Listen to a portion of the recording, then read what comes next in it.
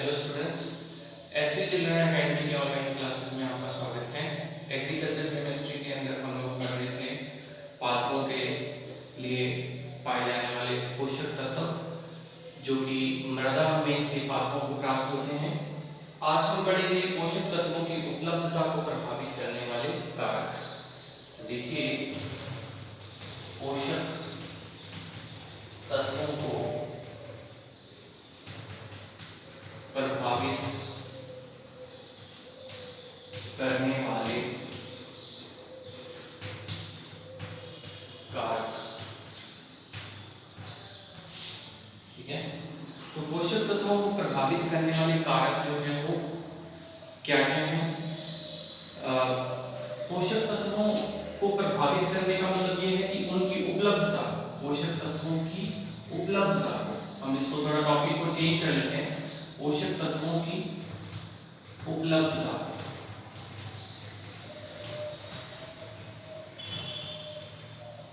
प्रभावित करने वाले कारक।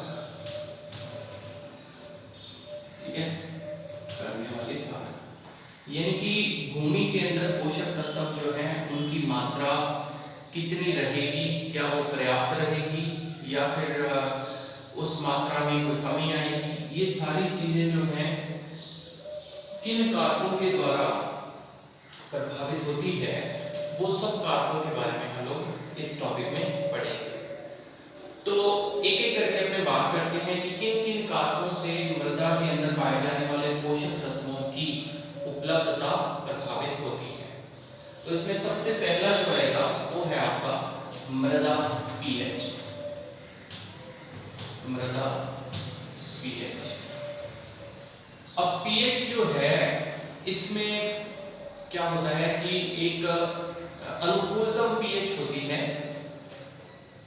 जो कि मनुष्यों के लिए, पादपों के लिए, जीवों के लिए लगभग एक जैसी होती है और वो पीएच है 6.5 से 7.5।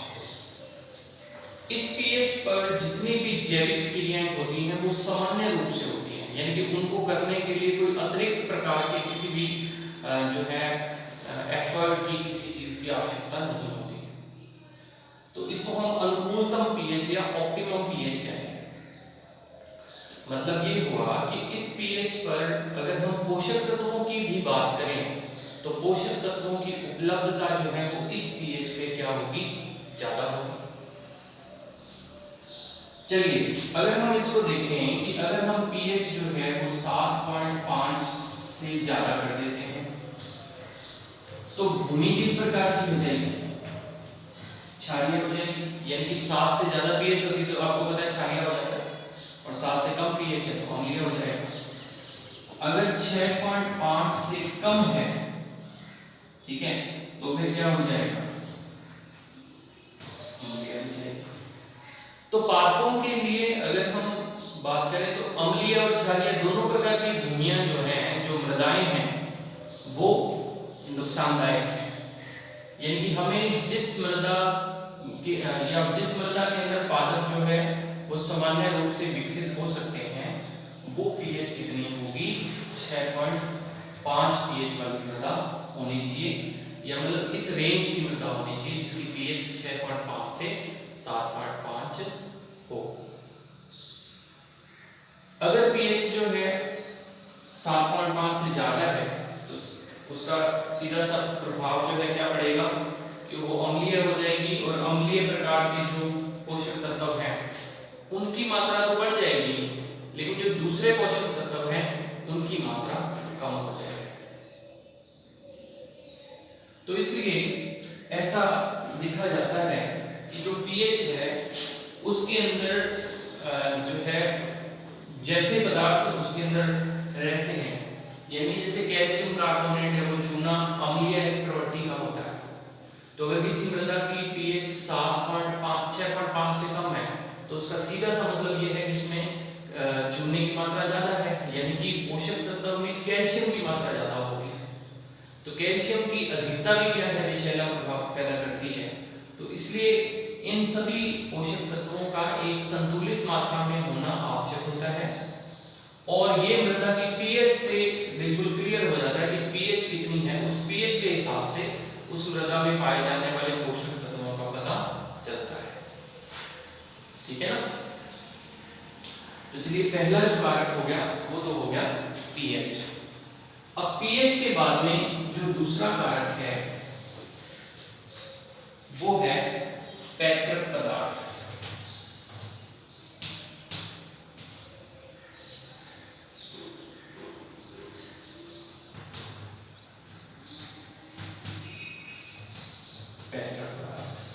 पैतृक पदार्थ वे पदार्थ होते हैं जिनसे मृदा का निर्माण होता है। अब जैसे भी पैतृक पदार्थों से मृदा का निर्माण होगा तो वैसे ही तत्वों की उपलब्धता उसमें होगी। ठीक है, जैसे मान के चलते हैं कि फास्फोरस युक्त पदार्थ जो है उनसे बनी चट्टानों से मृदा का निर्माण हुआ था, तो अब सीधा सा मतलब इसका ये निकलता है कि उस मृदा के अंदर किसकी उपलब्धता ज्यादा होगी, फास्फोरस की। तो पोषक तत्वों की उपलब्धता किस बात पे निर्भर कर रही है कि वो मृदा बनी किससे है, यानी कि वो किस प्रकार की चट्टानों से बनी थी और उन चट्टानों में किस प्रकार के तत्व उपलब्ध थे। ये बात जो है मृदा के अंदर पोषक तत्वों की उपलब्धता को प्रभावित करती है। ठीक है, पैतृक पदार्थों के अंदर आपको याद होगा हमने चट्टानों वाला लेसन पढ़ा था जिसके अंदर हमने चट्टानों के प्रकार पढ़े थे। तो चट्टानें किस प्रकार की हैं, क्या हैं, किस प्रकार की उनकी रासायनिक संरचना थी और किस प्रकार की भौतिक संरचना थी। रासायनिक संरचना में वो चट्टानें किन किन तत्वों से बनी थी, ये सब जो है आगे आने वाली मृदा के भविष्य को निर्धारित कर देता है। इसलिए पैतृक पदार्थ जो हैं ये भी पोषक तत्वों की उपलब्धता को निर्धारित करते हैं। फिर उसके बाद में आता है मृदा वायु।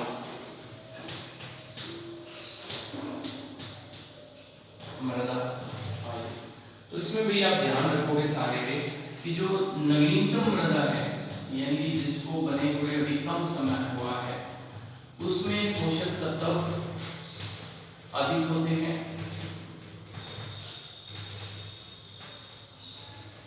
और जो पुरानी मृदा है, पुरानी मृदा मतलब जिसकी आयु ज्यादा है उसके अंदर पोषक तत्व जो हैं उनकी कमी पाई जाती है। पोषक तत्वों की कमी पाई जाती है। कमी पाए जाने का कारण ये है कि जो बहुत अधिक आयु की मृदा है उसके अंदर क्योंकि बहुत लंबे समय से फसलें उग रही होती हैं, उस मृदा के पोषक तत्वों का उपयोग जो है वो बहुत लंबे समय से हो रहा है। इसके अलावा उसके ऊपर अगर पानी बहता है तो वो पानी अपने साथ उन पोषक तत्वों को ले जाता है। वायु जो है वो भी पोषक तत्वों को एक जगह से दूसरी जगह ट्रांसफर कर देती है, तो वहाँ उस मृदा में उगने वाली जो वनस्पति है वो उन पोषक तत्वों का उपयोग पहले से ही कर चुकी होती है। इसलिए जो पुरानी मृदा है उसके अंदर पोषक तत्वों की कमी पाई जाती है, जबकि जो नवीनतम मृदा है, जो नई मृदा है जिसका निर्माण हुए अभी कुछ समय ही हुआ है, थोड़ा समय हुआ है, उसके अंदर पोषक तत्व जो है वो अधिक मात्रा में पाए जाते हैं। ठीक, फिर इसके बाद में आता है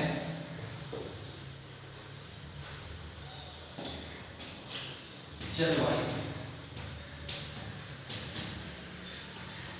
जलवायु, तो जलवायु में देखो भाई, जलवायु क्या है कि इसमें सपोज करिए कि किसी ऐसी जगह ऐसा कोई क्षेत्र है जिसमें बारिश बहुत ज्यादा होती है। अब बारिश ज्यादा होती है तो इसका मतलब ये हुआ कि उस भूमि में या उस मृदा में जल की मात्रा जो है बहुत ज्यादा होगी। अगर उसमें जल की मात्रा ज्यादा है तो वो जल धीरे धीरे जमीन में रिसता होगा। अगर वो जल जमीन में रिसता है तो वो अपने साथ पोषक तत्वों को जो मृदा के निचले संस्तर हैं वहां ले जाता है। मृदा के संस्तर हमने पढ़े थे, एक ऊपर A1, A2, B1, B2, O, इस प्रकार से। तो अगर मृदा के वो जो पोषक तत्व हैं वो जल के साथ मृदा के निचले स्तरों में चले जाते हैं, तो फिर वो मृदा के अंदर ऊपरी भाग में पोषक तत्वों की कमी आ जाती है और उस मृदा पर उगने वाली जो वनस्पति है वो उस पोषक तत्वों का उपयोग नहीं कर पाती, क्योंकि वो बहुत ही गहराई में निचले स्तरों में चले जाते हैं। तो जलवायु जो है ये प्रभावित करती है कि उस मृदा के अंदर पोषक तत्व किस प्रकार से जो है होंगे। अगर कहीं पर शुष्क जलवायु है तो उसके अंदर पोषक तत्व तो उपलब्ध हो सकते हैं, लेकिन वो जल की अनुपस्थिति में वो पोषक तत्व पादपों को प्राप्त नहीं हो पाते। जैसे अगर हम बात करें रेतीली मिट्टी की, तो रेतीली मिट्टी के अंदर सिलिकॉन जो है वो प्रचुरता में पाया जाता है, लेकिन अगर उसमें जो है वो जल की मात्रा कम है तो फिर वो सिलिकॉन हुआ या तांबा हुआ या जो है आयरन हुआ, ये पादप को प्राप्त ही नहीं होगा, क्योंकि वो जल के माध्यम से वो ऊपर तने में और पत्तियों में जाता है। तो इससे क्या होगा कि वो भी उसको उपलब्ध नहीं हो पाएगा। तो जलवायु जो है ये वास्तव में तत्वों की उपलब्धता और पादप के अन्य भागों तक उसकी पहुंच को सुनिश्चित करता है कि किस प्रकार से जो पोषक तत्व है वो उपलब्ध हो पाएंगे। जलवायु के बाद में फिर उसके बाद में आता है मृदा की भौतिक दशा।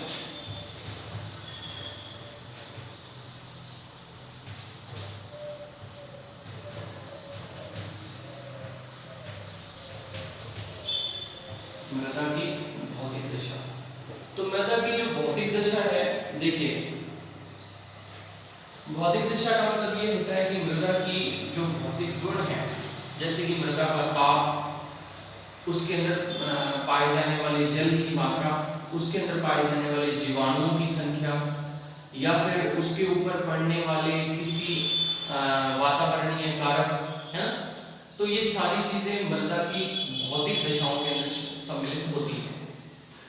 भौतिक दशाएं जो हैं वो वास्तव में मृदा निर्माण को और उसमें उपस्थित होने वाले तत्वों को प्रभावित करती है। जैसे मैं दो उदाहरण लेना चाहूँगा। एक उदाहरण है रेगिस्तान, जो कि हमारे राजस्थान में है। तो राजस्थान में आपने देखा होगा रेगिस्तान के अंदर एक निश्चित प्रकार की वनस्पति उगती है। अगर हम चाहें कि रेगिस्तान में आम का पेड़ लगा दिया जाए तो वो पेड़ लगाना बहुत मुश्किल होगा। अगर हम कहें कि सदाबहार वन लगा दिए जाए तो वो नहीं लगेंगे यहाँ पर, है ना, नहीं लगेंगे। उसका कारण अपने को पता है कि पोषक तत्व जो उन वनों को चाहिए, जो भौतिक दशाएं उन पेड़ों को चाहिए, वो यहाँ उपलब्ध नहीं है। इसके अलावा अगर हम हमारे देश में एक दूसरा रेगिस्तान और है जो कि लद्दाख में पाया जाता है। लद्दाख के अंदर आपको पता है कि वो एक शीत मरुस्थल है, जहाँ पर जो है ठंड बहुत अधिक पाई जाती है। तो उस ठंड के अंदर जो है वो भौतिक दशा मृदा के तो अनुकूल है, लेकिन वनस्पति के अनुकूल नहीं है, तो वनस्पति वहाँ नहीं उगती। तो इस प्रकार से भौतिक दशाएं जो हैं वो भी तत्वों की उपलब्धता को प्रभावित करती हैं। फिर उसके बाद में एक और बहुत ही इम्पोर्टेंट जो है इसमें कारक आता है मृदा के सूक्ष्म जीव। ठीक है, आपको पता है कि इसके बिना मृदा का जो संगठन है वो पूरा नहीं होता। देखिए मृदा के अंदर पाए जाने वाले जो सूक्ष्म जीव हैं वो क्या करते हैं। जैसे हम नाइट्रोजन वाला उदाहरण हमने पढ़ा हुआ है बहुत अच्छे से। नाइट्रोजन जो है उसका क्या काम है कि नाइट्रोजन मृदा के अंदर उपस्थित जो सूक्ष्म जीव हैं तो मृदा के अंदर उपस्थित नाइट्रोजन को नाइट्रेट में बदलते हैं और नाइट्रेट में बदल के वो पौधे तक पहुंचाते हैं। तो अगर ये सूक्ष्म जीव ना हो मृदा के अंदर या उस पादप की जड़ों में जहाँ ये सूक्ष्म जीव पाए जाते हैं वहां पर ये ना हो, तो आप सोच के देखिए कि क्या वो नाइट्रोजन उस पादप तक पहुंच पाएगी? नहीं पहुंच पाएगी। इसलिए मृदा के अंदर उपस्थित सूक्ष्म जीव जो हैं वो पादपों के लिए पोषक तत्वों की उपलब्धता का निर्धारण करते हैं। इसीलिए जिस मृदा में सूक्ष्म जीवों की मात्रा अधिक होती है वो एक उपजाऊ मृदा मानी जाती है, क्योंकि वो पादपों के लिए, वनस्पति के लिए पोषक तत्वों की उपलब्धता को सुनिश्चित कर देती है कि भाई हाँ इस यहाँ पर जो भी पौधा उगेगा उसको पोषक तत्व जो हैं वो आसानी से उपलब्ध हो जाएंगे। ठीक है, तो ये सूक्ष्म जीव जो हैं ये भी मृदा में पोषक तत्वों की उपलब्धता को निर्धारित करते हैं। फिर उसके बाद में आ जाता है 7वां पॉइंट, कार्बनिक पदार्थ। कार्बनिक पदार्थ, ठीक, कार्बनिक पदार्थों के अंदर सामान्यतः जीवों का सड़ा गला अंश आ जाता है। ह्यूमस जो है इसका एक मुख्य उदाहरण है। तो कार्बनिक पदार्थ जितने ज्यादा होंगे उतने ही पोषक तत्व क्या होंगे वहां ज्यादा होंगे। ठीक, इसको ऐसे लिख देते हैं कि कार्बनिक पदार्थ जितने ज्यादा होंगे मतलब इनकी मात्रा जितनी ज्यादा होगी पोषक तत्व भी उतने ही ज्यादा होंगे। ठीक, जैसे ह्यूमस जो है आपको पता है सड़ी गली पत्तियों से है ना, या फिर जंतु जो है उनके मृत शरीरों से ह्यूमस का निर्माण होता है। तो जहां पर ऐसी जो है परिस्थितियां पाई जाती हैं जहां पर ये सब चीजें उपलब्ध होती हैं वहां पर पादप वनस्पति के जो है वो उत्पन्न होने की संभावनाएं बहुत ज्यादा होती हैं, वो मृदा उपजाऊ मानी जाती है। उसका कारण ये है इसमें कार्बनिक पदार्थ क्योंकि ज्यादा है तो पोषक तत्व भी ज्यादा होंगे। अब ये ज्यादा होंगे तो पोषक तत्वों की उपलब्धता अपने आप ही क्या होगी, ज्यादा होगी। ठीक, फिर इसके बाद में एक नया इसके अंदर शब्द आता है जल क्रांति।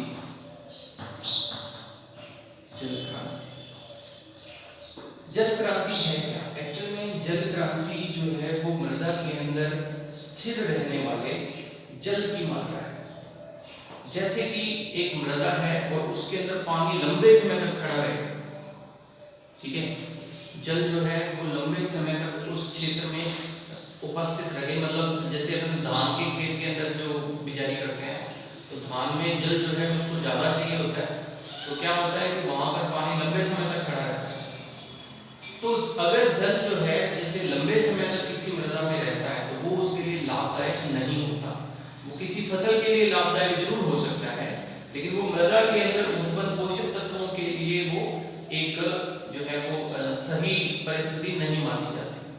तो जल क्रांति अगर ज्यादा है यानी जल की रुके रहने की जो समय है वो ज्यादा है तो फिर वो पोषक तत्वों की उपलब्धता को क्या कर देगा, कम कर देगा। तो जल क्रांति जो है वो भी एक संतुलित जो है मान उसका होना चाहिए। फिर इसके बाद में 9वां इसमें पॉइंट आता है फसल प्रणाली। फसल प्रणाली, फसल प्रणाली का मतलब ये है भैया कि अगर कोई किसान अपनी भूमि के अंदर एक ही फसल बार बार होता है तो उस भूमि में उपजाऊपन खत्म हो जाता है, पोषक तत्वों की कमी हो जाती है। तो इससे क्या होना, इससे बचने के लिए क्या करना चाहिए, फसलों को हमेशा क्या करना चाहिए, रोटेट करना चाहिए, है ना। फसल चक्र जो होता है कि उसके अंदर दलहन फसलें भी होनी चाहिए, अनाज की फसलें भी होनी चाहिए या फिर दूसरी जो व्यावसायिक फसलें हैं वो भी होनी चाहिए। तो इसको फसल को क्या है रोटेट करना होता है इसमें। तो ये फसल प्रणाली जो है वो भी पोषक तत्वों की उपलब्धता को प्रभावित करती है। फिर इसके बाद में है स्थलाकृति। तो स्थलाकृति जो है जैसे पहाड़ी क्षेत्र है, पहाड़ी क्षेत्र है उसके अंदर कई जगह ऐसे होती है भूमि तक सूर्य का प्रकाश नहीं पहुंच पाता, तो ये जो स्थल आकृतियां हैं ये भी भूमि के अंदर उपलब्ध पोषक तत्वों को जो है वो प्रभावित करती है। और एक टॉपिक और है वो है जुताई। ठीक है, ये तो सबको पता है कि जो भी इंसान खेती से जुड़ा हुआ है, किसान जो है उनको सबको पता है कि अगर फसल के अंदर जुताई नहीं की जाएगी समय समय पर तो उस फसल के अंदर उपजाऊपन जो है वो खत्म होता जाता है। इसलिए ये एक आवश्यक जो है वो शर्त है कि जिन भी फसलों के अंदर अगर किसान उससे अच्छी फसलें उगाना चाहता है या उससे अधिक लाभ लेना चाहता है तो उस फसल की जुताई जो है वो समय समय पर होती रहनी चाहिए। ठीक है भाई, तो ये आपका जो है पोषक तत्वों की उपलब्धता को प्रभावित करने वाले कारक जो थे वो पूरे होते हैं यहाँ पर। ठीक है, आपका लेसन भी यहीं पे खत्म हो जाता है। इस लेसन को आपने अच्छे से पढ़ लेना है, क्वेश्चन आंसर जो है इसके तैयार कर लेने हैं, अपने जो नोट्स हैं उनमें इसको नोट कर लेना है, ठीक है। और कल के वीडियो के अंदर हम लोग एक नया लेसन स्टार्ट करेंगे। आज के लिए इतना काफ़ी है।